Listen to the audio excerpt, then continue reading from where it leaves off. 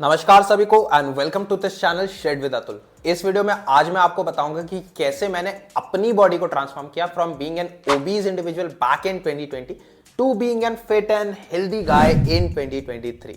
और इस वीडियो में मैं आपको बताने वाला हूं कि इस ड्यूरेशन में मैंने क्या क्या न्यूट्रिशन प्रोटोकॉल्स फॉलो करे थे, क्या वर्कआउट प्लान्स फॉलो करे थे और सबसे इंपॉर्टेंट मैंने क्या क्या चैलेंजेस फेस करे थे और क्या क्या गलतियां करी थी जिससे आपको सीखने को मिलेगा और आप अपनी जर्नी ज्यादा स्मूथ बना पाओगे। देखो, अगर मैं अपनी जर्नी की बात करूं तो मेरी जर्नी की शुरुआत 2020 में हुई थी। उस समय मेरा बॉडी वेट अराउंड 72 kgs था और मेरा फैट परसेंटेज 25% प्लस था। उस समय मैंने सिर्फ डिसाइड किया था कि मुझे शेप में आना है और ऐसे बॉडी बनाने का मेरा कोई भी ऐसे मोटिव नहीं था। अब उस समय अगर आपको याद होगा तो कोविड चल रहा था, उसके चलते मेरे पास रिसोर्सेज का भी बहुत ज़्यादा एक्सेस नहीं था। मेरे पास जिम का एक्सेस नहीं था और वे प्रोटीन वगैरह की उस समय डिलीवरी चालू नहीं हुई थी, तो मेरे पास सप्लीमेंटेशन का भी बहुत ज़्यादा एक्सेस नहीं था। और मैं यूजुअली घर के बने हुए खाने पे या फिर जो कुक्ड सोर्सेज होते हैं प्रोटीन के लिए, जैसे सोयाबीन हो गया, हमारा पनीर हो गया, डेयरी हो गई, दाल हो गई, इन सब पे ज़्यादा रिलाय कर रहा था अपने प्रोटीन नीड्स के लिए। तो जर्नी की शुरुआत मैंने 17 जनवरी 2020 के करीब करीब करी थी and by the end of June मैंने अपना ये ट्रांसफॉर्मेशन खत्म भी कर लिया था। अब इस ट्रांसफॉर्मेशन के एंड में मेरी बॉडी बहुत ज़्यादा स्किनी हो गई थी और इसके जो प्राइम रीजंस थे वो यही थे कि मेरी बॉडी को एक बहुत अच्छा वर्कआउट से स्टिमुलस नहीं मिल पा रहा था, क्योंकि मेरे पास घर पे एडजस्टेबल वेट्स थे और वो उतना रेजिस्टेंस मेरे मसल्स के लिए काफ़ी नहीं था उस मसल को होल्ड ऑन करने के लिए। अब इसके लिए मैंने फिर डिसाइड किया कि मुझे एक बिल्डिंग फेस में जाना है और अच्छे से अब मसल बिल्ड करना है। अब यहाँ से मैंने करीब करीब 2 से 2.5 साल तक मसल पुट ऑन करने पे फोकस किया था और उसके साथ मेरी कुछ लाइफ की कमिटमेंट्स थी जिन पे मुझे काम करना था, उन पे भी फोकस किया था। अब इस मसल बिल्डिंग जर्नी पे मैंने काफ़ी ज़्यादा गलती करी थी एक, कि मैंने अपने फूड सिलेक्शन को बिल्कुल भी ध्यान नहीं दिया था और मैं ज़्यादा से ज़्यादा जंक फूड खाने लग गया था।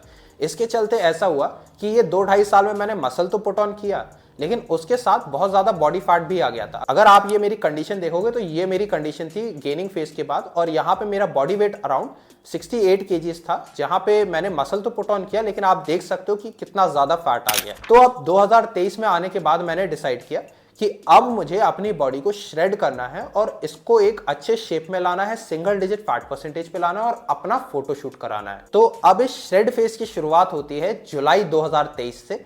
जैसा कि मैंने आपको बताया था कि गेनिंग फेज में मैंने एक गलती करी थी कि मैंने काफी ज्यादा जंक खाने लग गया था। इससे 2 नुकसान हुए थे। एक तो मैं अपने कैलोरीज लिमिट जो मेरी बॉडी एक्चुअली यूज कर सकती थी उससे बहुत ज्यादा खा रहा था, एंड उसके बाद जो दूसरी प्रॉब्लम यहाँ पे ये हुई थी कि मैंने बहुत ज्यादा गलत हैबिट्स ये डालनी थी कि मेरे को बाहर के फूड खाने की ज्यादा क्रेविंग्स होने लग गई थी। अब इसको डील करने के लिए एक काफी स्ट्रॉन्ग माइंडसेट चाहिए होता है और आपको कुछ डाइटिंग स्ट्रैटेजीज लगानी पड़ती है इन चीजों से डील करने के लिए। जुलाई में मैंने अपनी जब ट्रांसफॉर्मेशन 2023 में स्टार्ट करी तो अब मुझे इस प्रोसेस को थोड़ा सा अग्रेसिव करना था, क्योंकि मुझे अक्टूबर के एंड तक हर हाल में अपना शूट करवाना था। इसके लिए फिर मैंने अपनी कैलोरीज को 1700 कैलोरीज पे सेट किया। ये आप कह सकते हो कि एक नॉर्मल इंडिविजुअल के लिए बहुत ज्यादा बड़ा डेफिसिट हो सकता है, तो उनके लिए मैं हमेशा एडवाइस करूंगा कि आप 300 से 500 कैलोरीज का डेफिसिट क्रिएट करो और इससे ज्यादा क्रिएट मत करो। 1700 कैलोरीज पे मैंने डाइट प्लान क्रिएट किया, जहां पे मैंने प्रोटीन रखा अराउंड 120 ग्राम्स, जो ऑलमोस्ट 1.6 टू 1.8 पर केजी बॉडी वेट आता है। तो अब ये 1700 कैलोरीज वाला प्लान मैंने कुछ 4 वीक्स के लिए फॉलो किया था, और ये 4 वीक्स के लिए फॉलो करने का मेरा रीजन ये था कि 4 वीक्स बाद मुझे रियलाइज हो रहा था कि मेरे बॉडी में रिजल्ट्स थोड़े से स्लो आ रहे हैं और मुझे इनको थोड़ा सा फास्ट करना है। अब उसको फास्ट करने के लिए मैंने कुछ एक्सट्रीम मेजर्स लिए थे। अपनी कैलोरीज को फर्दर ड्रॉप करके 1300 पे लेके आया था। 1300 पे लाने के बाद मैंने अपनी कार्डियोवैस्कुलर एक्टिविटीज जो हो गई, जैसे कि मेरा नीट हो गया, नीट मतलब कि non exercising activities like walking वगैरह हो गई, नंबर ऑफ स्टेप्स हो गए, इसको बढ़ाया था। और जिम में जो मैं कार्डियो करता था पहले 10 मिनट करता था, अब उसको मैंने जस्ट डबल करके 20 मिनट करना स्टार्ट कर दिया था। इससे मेरी फिजिकल एक्टिविटी भी बढ़ी और डाइट से जो मुझे डेफिसिट चाहिए था एक्स्ट्रा वो भी मिल गया। लेकिन याद रहे, जब जब मैंने कैलोरीज ड्रॉप करी है मैंने कभी भी अपने प्रोटीन इंटेक के साथ कॉम्प्रोमाइज नहीं किया था, और ये प्रोटीन इंटेक के साथ साथ मैंने अपनी डेफिशिएंसीज को केटर करने के लिए सप्लीमेंटेशन जैसे कि vitamin D, vitamin B12, magnesium और एक अच्छा मल्टीविटामिन ये भी ऐड करे थे। क्योंकि अगर आप एक्सट्रीम कट कर रहे हो और वहां पे अपनी डेफिशिएंसीज का ध्यान नहीं रख रहे हो तो उस केस में आपके इंजरी के चांसेस बढ़ते हैं, आपका मेंटल फटीग काफी ज्यादा बढ़ता है और हो सकता है आप बार बार बीमार भी पड़ो। फिर 1300 कैलोरीज के प्लान को भी मैंने 4 वीक्स के लिए फॉलो किया था, एंड इन 4 वीक्स को फॉलो करने के बाद मैंने अपनी कैलोरीज को फर्दर ड्रॉप करके 1000 कैलोरीज पे लाया था। अब यहां से मेरे पास शूट डे तक 4 वीक्स थे और इन 4 वीक्स में 1 वीक में तो मुझे अपना पीक वीक प्रोटोकॉल करना था, ताकि मैं अपनी बॉडी को एक जितना अच्छा कैमरा के सामने फुलर दिखा सकूं उतना दिखा सकूं।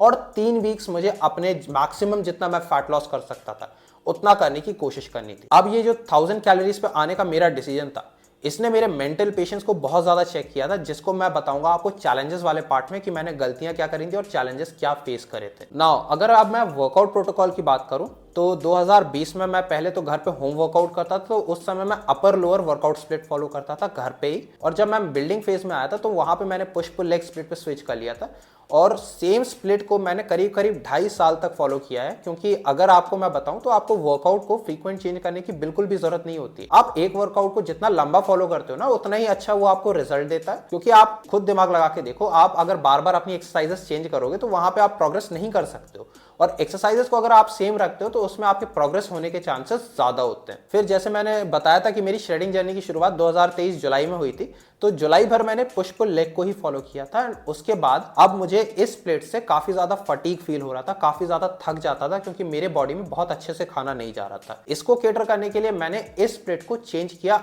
अपर लोअर वर्कआउट स्प्लिट में। अगर मैं आपको जेन्युइनली बताऊं तो अपर लोअर स्प्लिट हो गया या फिर फुल बॉडी स्प्लिट हो गया।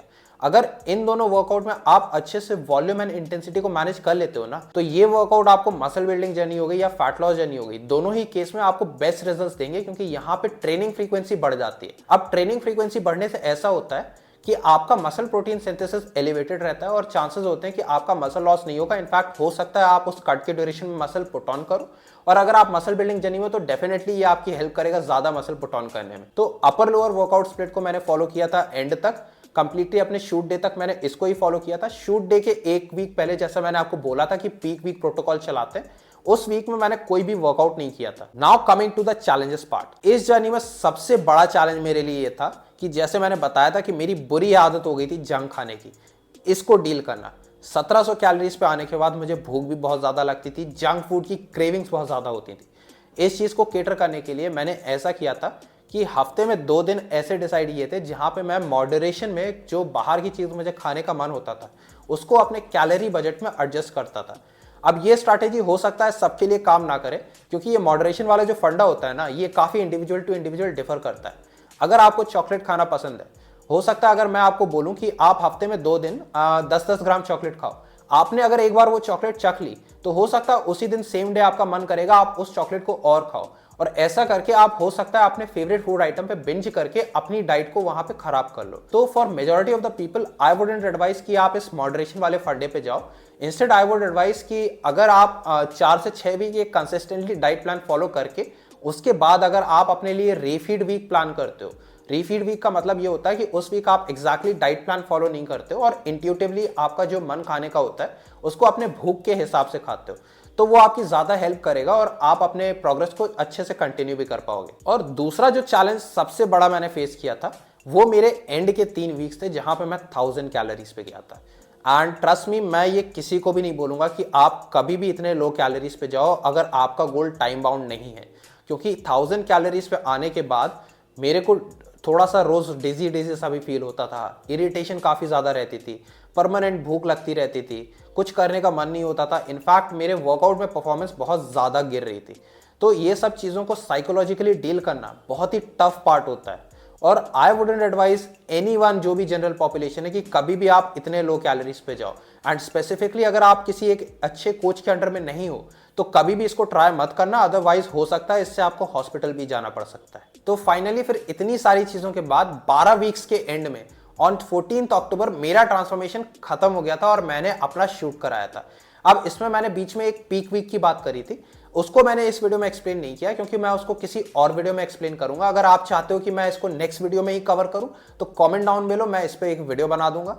एंड अगर आपने इस चैनल को सब्सक्राइब नहीं किया तो make sure to hit that subscribe button and press that bell icon, और मैं आपसे जल्द मिलूंगा एक नई इंफॉर्मेटिव वीडियो के साथ।